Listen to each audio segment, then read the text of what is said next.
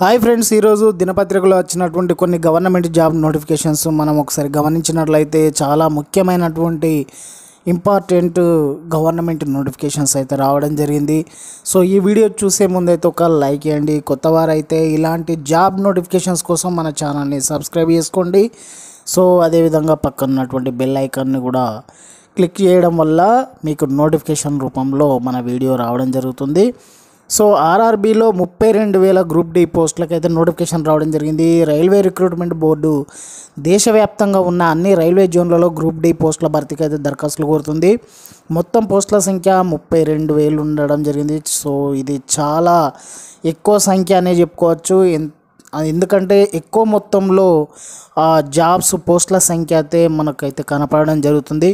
So RRB రీజియన్లు చూసినట్లయితే Ahmedabad, Ajmer, Bengaluru, Bhopal, Bhubaneswar, Bilaspur, Chandigarh, Chennai, Gorakhpur, Guwahati, Kolkata, Malda, Mumbai, Patna, Prayagraj, Ranchi, Secunderabad.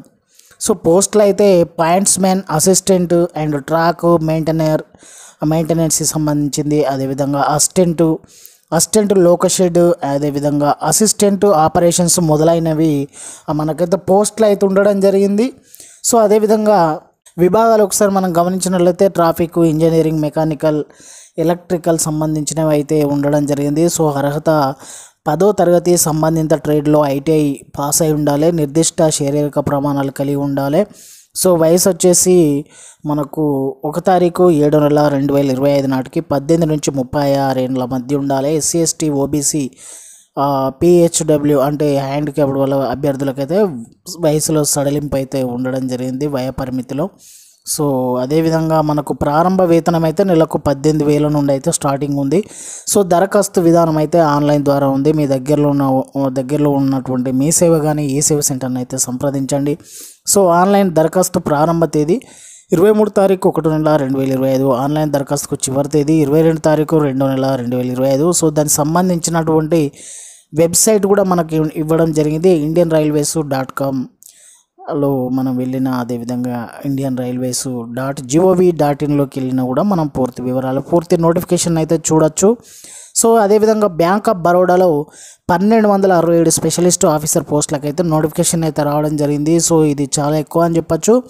So bank of బరోడాలోని వివిధ విభాగాల్లో ఒప్పంద ప్రాతిపదికన స్పెషలిస్ట్ ఆఫీసర్ పోస్టుల భర్తీకి దరఖాస్తులు కోరుతుంది. మొత్తం పోస్టుల సంఖ్య 1267 పోస్టులు.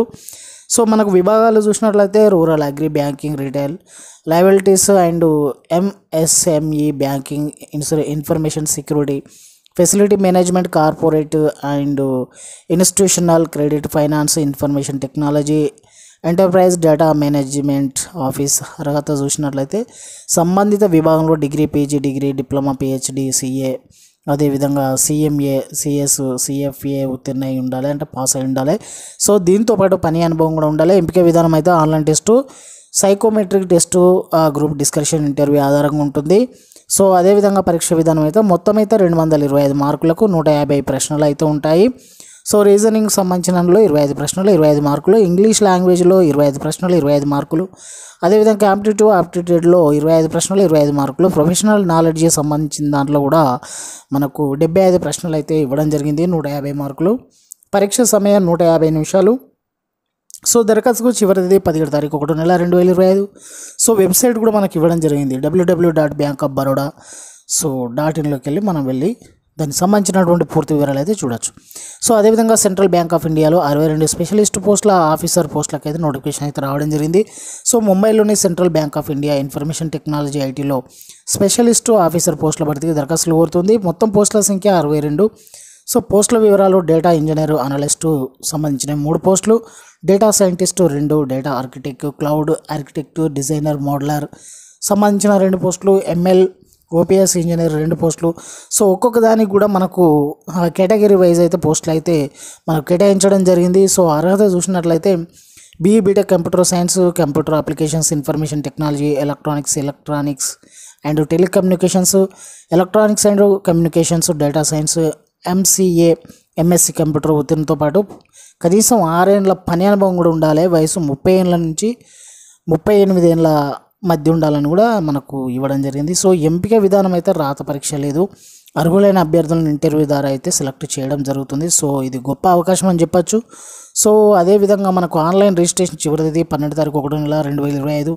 సో ఇంటర్వ్యూ తేదీలు అయితే 2025 జనవరి 4వ వారం. సో దానికి సంబంధించినటువంటి వెబ్సైట్ కూడా మనకి ఇవ్వడం జరిగింది. centralbankofindia.co.in లోకి వెళ్ళి మనం పూర్తి వివరాలు అయితే చూడొచ్చు. సో ఫ్రెండ్స్ మరి థ్యాంక్ యూ.